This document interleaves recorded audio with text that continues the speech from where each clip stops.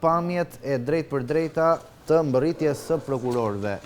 të SPAK në ambientet e Kryesisë Kuvendit, ku do të marrin pjesë në mbledhjen e Këshillit të Mandateve,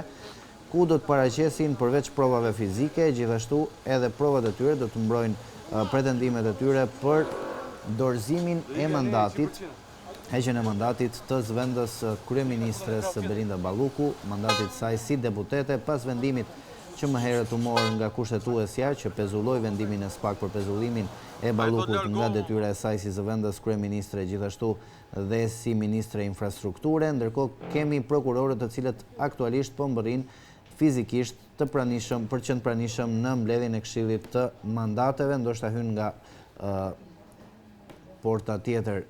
Okej, do hyn nga porta tjetër e Kuvendit. Do dhe 19 minuta që të shkoj orari zyrtar për nisjen e mbledhjes së Këshillit të Mandateve. Ndërkohë, zonja Balluku është vetëm pak metra larg Kryesisë Kuvendit, 50-60 metra larg Kryesisë, në ambientet e kryeministrisë, ku është e pranishme në mbledhjen e Këshillit të Ministrave, e cila ka nisur në orën 10 me prezencën edhe të vetë kryeministrit Rama. Kemi prokurorët të cilët po mbërrin në këto momente në Kryesinë e Kuvendit. Kujtojmë që më herët është shtyr mbledhja e sekretariatit të etikës, e cila do të planifikonte dhe do të shqyrtonte kërkesën e Partisë Socialiste. Kemi kreun e ri të SPAK, Klodian Braho, i cili është paraqitur në ambientet e Kryesisë Kuvendit. Ka hyrë tashmë në ambientet e brendshme të Kryesisë Kuvendit zoti Braho, ndërkohë që kujtojmë se është dhe prokurori Dritan Prençi, që gjithashtu do të jetë i pranishëm. Këto janë momentet e mbërritjes së kreut të ri të SPAK, zotit Klodian Braho, në ambientet e Kryesisë Kuvendit, aty ku do të mbahet edhe mbledhja e Këshillit të Mandateve dhe ku do të vendoset dhe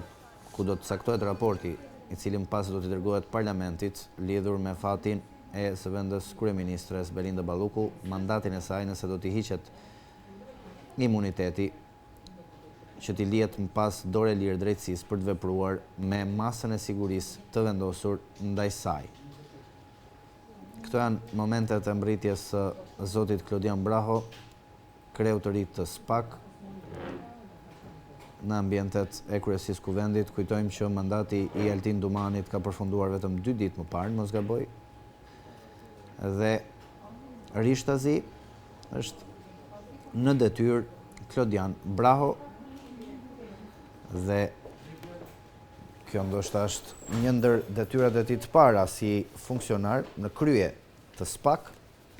për të marrë pjesë dhe për të bindur deputetët, kreun e parlamentit dhe anëtarët e tjerë të Këshillit të Mandateve lidhur me heqjen e imunitetit të Belinda Balluku. Do paraqesin provat e tyre, ndërkohë që është dorëzuar dhe një USB me prova dhe me materiale sensitive. Ka pasur debate gjatë këtyre ditëve lidhur me mënyrën se si do të paraqiteshin provat dhe për ruajtjen. Ka pasur pretendim nga Partia Demokratike se po fshihet USB-ja dorëzuar nga SPAK nga radhat e mazhorancës, konkretisht nga kryetari i Kuvendit. Ne kemi sërish Ergjys Gjençajn në komunikim.